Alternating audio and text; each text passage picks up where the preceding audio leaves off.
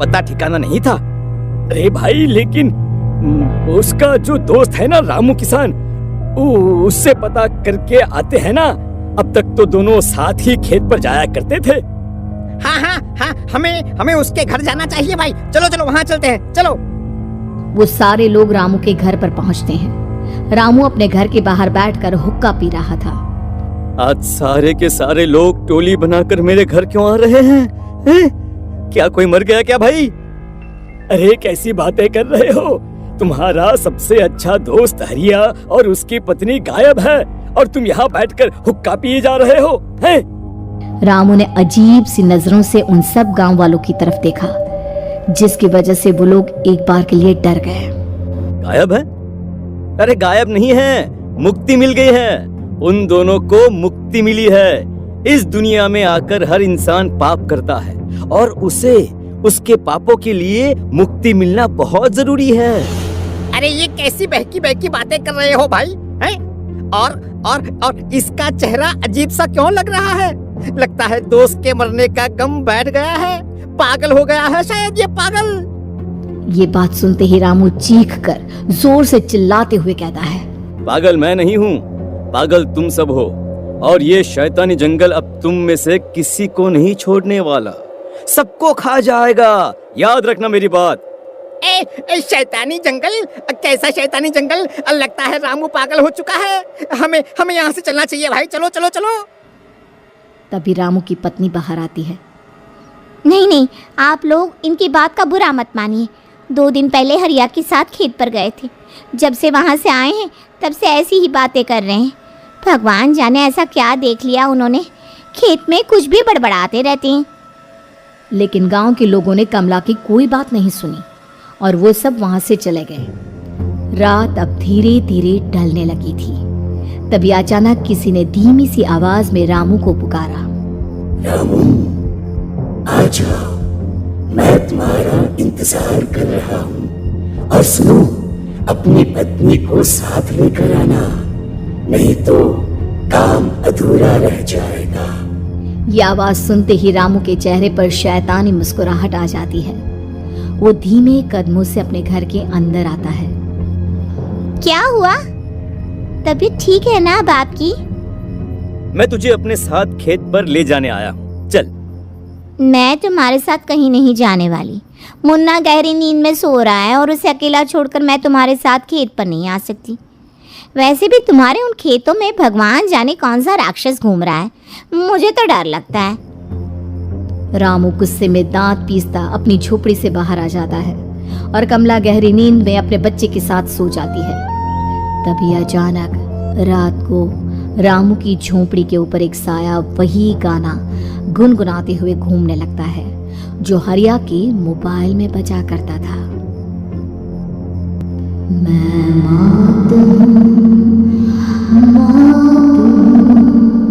मौत जो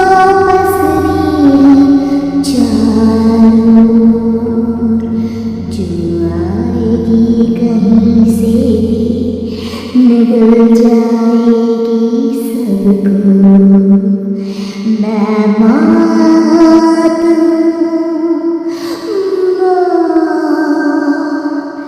अब मैं छोड़ूंगी नहीं किसी को।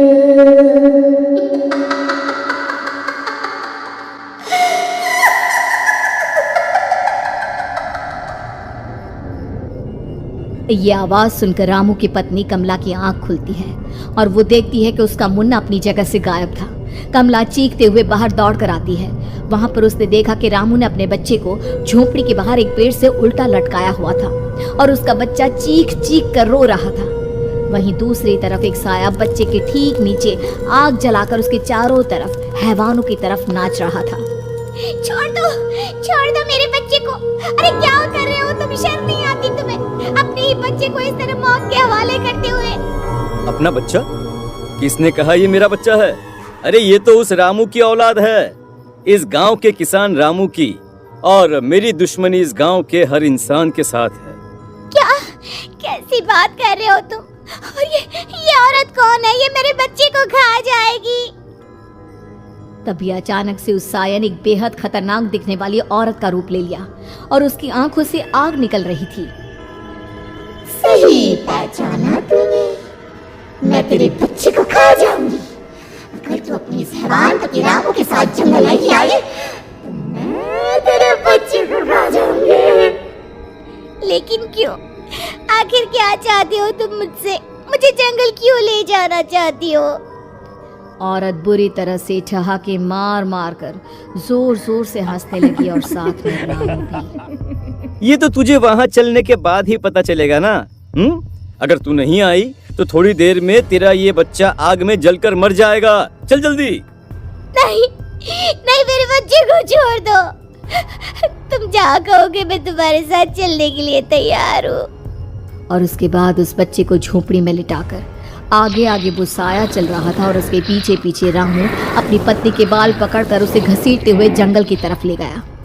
जंगल में जाने के बाद, कितनी खूबसूरत हो तुम। आज की रात बस तुम और मैं एक दूसरे के साथ रहेंगे। मुझे तुमसे बहुत डर लग रहा है। तुम्हें क्या हो गया है? तुम तो बिल्कुल ठीक थे। वो होगा जो हमारे बीच होना चाहिए। तो आओ आओ, अपने आप को मेरे हवाले कर दो। कमला ने डर की वजह से अपनी दोनों आंखें कसकर बंद कर ली थी। रामू ने बुरी तरह से चीख कर कमला से कहा, आंखें खोलो अपनी और मेरी तरफ देखो। कमला ने जैसे ही अपनी आंखें खोली उसने देखा कि रामू एक खतरनाक खूनी हैवान में बदल चुका था। कौन हो तुम? जाने दो मुझे। क्या चाहते हो मुझसे? वही जो एक आदमी एक औरत से चाहता है। मैं तुम्हारा पति रामू नहीं, बल्कि इस जंगल का एक भेड़िया हूँ, और आज की रात तुम्हारे खून से अपनी प्यास बुझा जाऊं। और उसके बाद वो जंगल कमला की दर्दनाक चीखों से गूंज उठा। अगली सुबह कमला के कपड़े भी जंगल में उसी तरह पाए गए जैसे कि सुमन के पाए गए थे। इस घटना के बाद पूरे गांव में दहशत का माहौल था।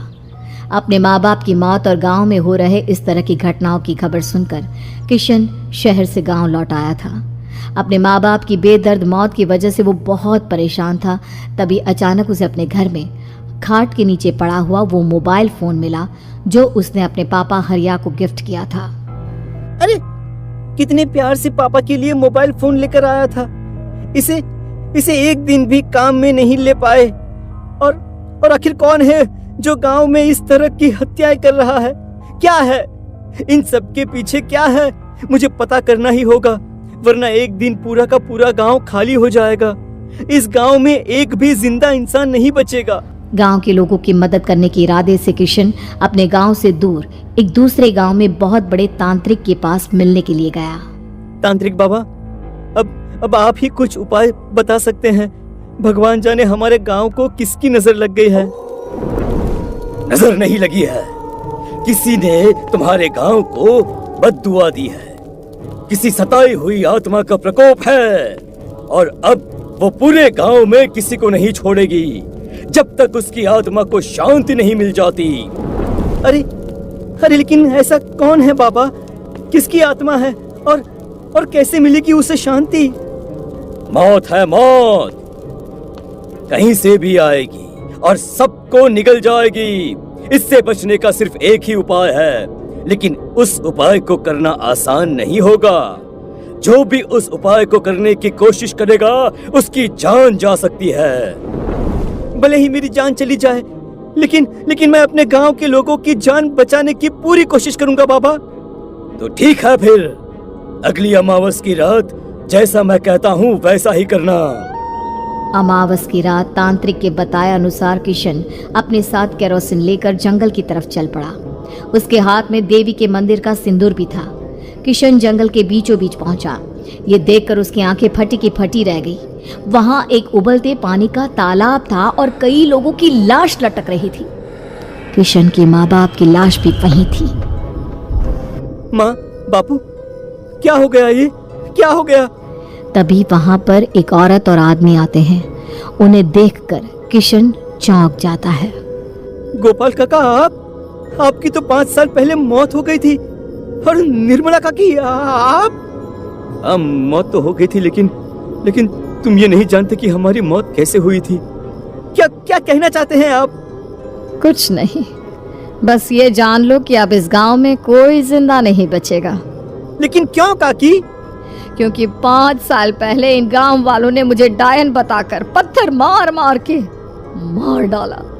मेरी कोई गलती नहीं थी। गांव का एक बच्चा क्या लापता हुआ, सारा इल्जाम मेरी पत्नी पे डाल दिया। और जब मैंने निर्मला की जान बचाने की कोशिश की तो मुझे भी मार डाला। आपके साथ ये बहुत गलत हुआ काकी, लेकिन आप जो कर रहे हैं वो भी सही नहीं है ना? तुम यहाँ से चले जाओ वरना तुम भी नहीं बचोगे।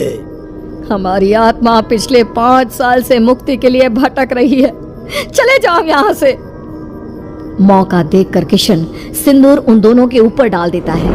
उनका शरीर जलने लगता है और वो भयानक तरीके से चिल्लाने लगते हैं। अगले ही पल किशन उनके ऊपर कैरोसिन डाल देता है और वो दोनों जल जाते हैं।